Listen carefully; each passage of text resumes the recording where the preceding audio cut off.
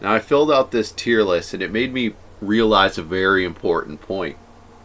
Now, first thing we have to get past is the fact that some of these on this tier list, they're animals, they're objects, some are dudes, some are like teenagers. I didn't make the tier list, I just filled it out. Fuck cartoon crushes, right? So, we have to, in this hypothetical, pretend that you just enter their universe and you are their age. SpongeBob, for example, if you were to, since they have the top categories as would marry or would kiss on the mouth, we'd have to say that you could exist underwater and you could hook up and marry a sponge in this hypothetical, right? Now, SpongeBob, he ranks lowly here, but not the lowest. He definitely gets points against him for being as annoying as he is. And that, pretty quickly that would be pretty rough to actually deal with personally on a consistent basis. But he also does have a lot of soft holes. And that can't be overlooked. So that's why he's not at the bottom. But yeah, being a robot or an animal or whatever, huge points against you. Having a insanely misshapen head, that would be really hard to deal with, right? Like, it'd be hard for me because I'm not into dudes. I'm not into kids. I'm not into people with heads that are look at it. Look how far apart his shoulders are, Arnold here. Look how far apart his ears are. That would be pretty crazy, right? And like the Beast, I don't even get that. Like, I get why chicks would be into like large dudes, but the dude is like completely covered in hair and has fangs. Like, dude, it's just too much, man. Right? Bugs Bunny, it just seems like he can just like summon carrots at will. He can just conjure them from nothing. Where's he sticking those carrots? These are important questions, right? Now, like Shaggy, not my type. He's a dude, but I get it, right? If I was into dudes, he'd probably be S tier. and like Nightwing, yeah, for sure, man. Beast Boy, I'll wait till the end to talk about Beast Boy because that's kind of why I decided to turn this into a video, because there's a very important point about Beast Boy that I want to make. But yeah, some of these, it's like, all right, getting over the fact that Sandy Cheeks is a squirrel. Daria is a little just too pessimistic for my taste. Some of these, you just really wouldn't want to like date though, or like marry them. And some of them, like this one from this, I don't even know, like, is that like a toy line that they turned into a show? I've never seen the show, but like, I don't know. I like goth chicks, I guess. And then S tier, it's like, all right, kind of a bit too villainous. We got a kind of a thing where it's like, all right,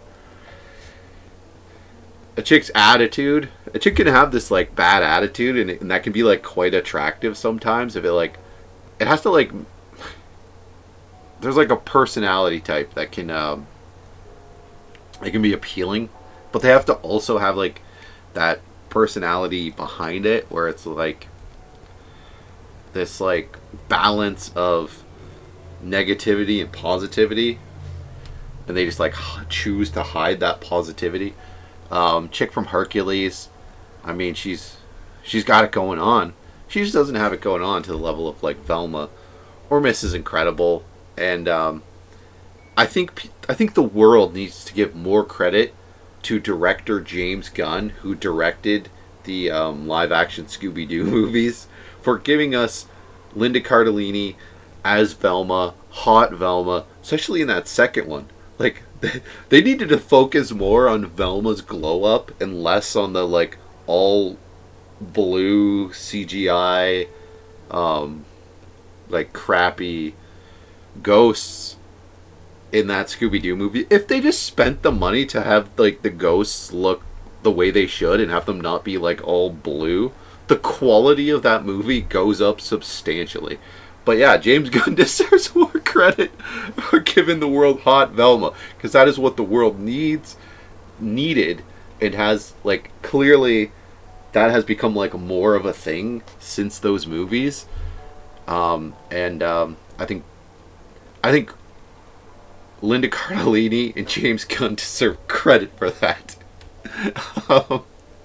Miss is incredible.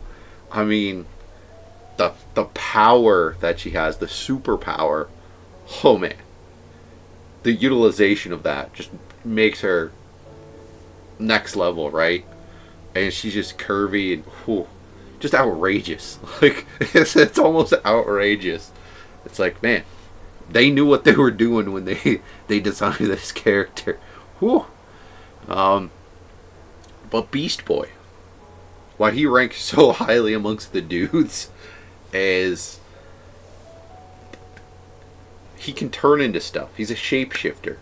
That is like super useful. Just like you could utilize SpongeBob's various multiple soft holes, you could do some pretty crazy stuff with Beast Boy. I'm not even exactly sure the extent of what his powers really can do, but there's a lot of utility there. Now, that brings me to my ultimate point, is that if the character, and there's some characters I didn't place, if the character Naruto Uzumaki, the main character of Naruto, if he was on this list, he would actually be the absolute top of S tier. Now, why is that? He's a dude, and that would be hard to overcome. But some things would make it actually a lot easier to overcome than what you might think. Well, Naruto in the series, he can clone himself. He has this, shadow clone jutsu. He becomes copies of himself. And another thing he does is characters in Naruto, the ninjas, they can just become other people.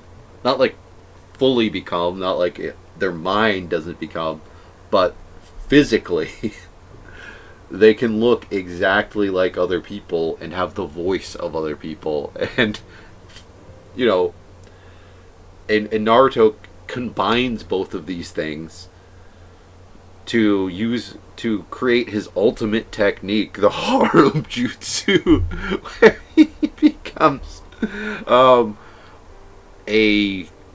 hundreds, if not thousands, of super attractive women. Now, think about that, and how that's why he would be the best. That's why he would absolutely be the best, is he could become any woman. Not only any woman, but like any woman at once, right? Like Mystique from the X-Men would also probably be just behind him, but she can only become her, like, an individual, right? Like she can become Jean Grey, but Naruto could become Jean Grey, Storm, Rogue, Psylocke, all at once, right? All at once. So you would just have a room full of whoever you want, and not just for like the purposes of, in your bedroom, but for anything, right? Like in the series, Naruto becomes multiple clones of himself and just works his job. Like his job is like ruling this village, so he can just do that. And he can do insane things as well. Like he has a huge number of other abilities that are basically like crazy magic stuff. He can summon giant toads, and he's also like insanely fast. Like he could probably like circle the world pretty quick just on foot. But also he could become like just whatever, right? Like he could become people that don't even exist. That's what we can only assume is happening in that series when he first like becomes a beautiful woman. We don't know if that's a woman that actually exists that he saw before, that he's like transforming into. It's safer to assume that it's not, that this is just something that he's imagining, and that's what he's turning into to an extent, right? So it's like he could become an even hotter version of literally anyone. That's insane. That's completely insane, and it's broken. It's overpowered as hell. It's I kind of like, it would be it. I feel like there's a million ways you could go about this, and that series could like dive a little deeper and like have Naruto like go insane, because like what you could actually do is crazy. You could just, the guy could just become like the entire cast of Seinfeld and have them fight each other in a crazy brawl. Like, you could, the things you could do with that are just, there's just such an endless amount of possibilities. You know, so this list just didn't have Naruto, so he didn't make it, but he would be at the absolute top. And anyone who disagrees with me is full of crap, absolutely full of crap.